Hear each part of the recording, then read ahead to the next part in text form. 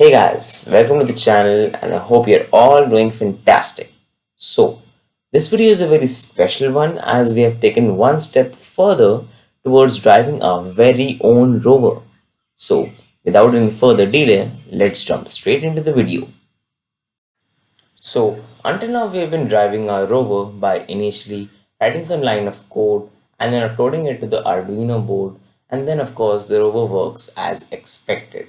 But this won't be the case when I want to actually drive the rover.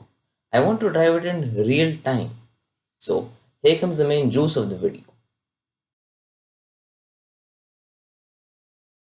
What is serial communication?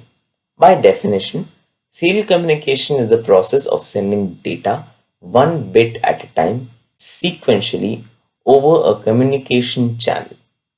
Luckily, Arduino has some built-in commands for the same. Number 1. Serial.begin. This is used just to establish a connection between the IDE and the rover. Number 2 is serial.println.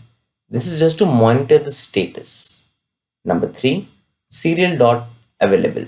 This is to check whether something has been received or not. And keep in mind, serial.available is used with the if command.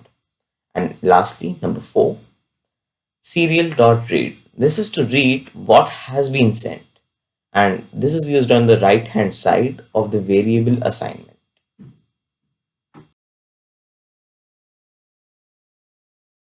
So this is just a small code preview as to what I'll be using to demonstrate my rover.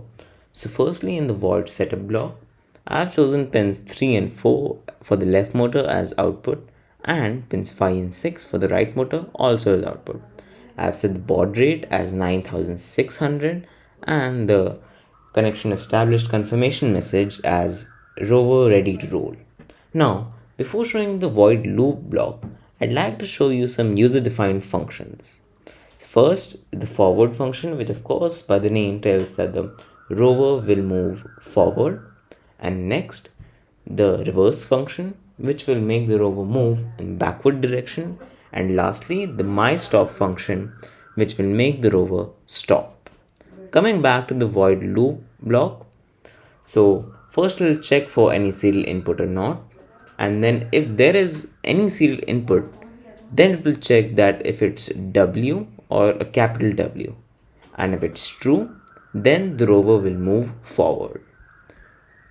And if the input is X or capital X, the rover will move in the backward direction. And lastly, if the input is S or capital S, the rover will stop. Now let's straight away jump to the demonstration.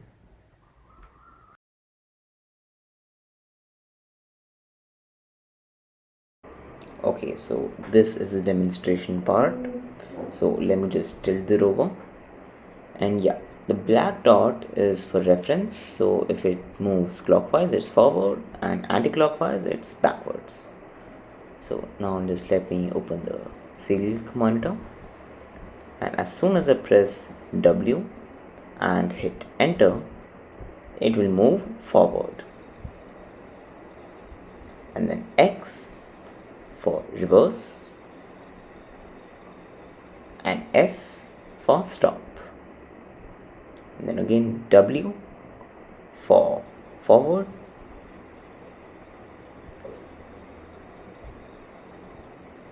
S for stop, and finally X for a reverse, and S for stop finally.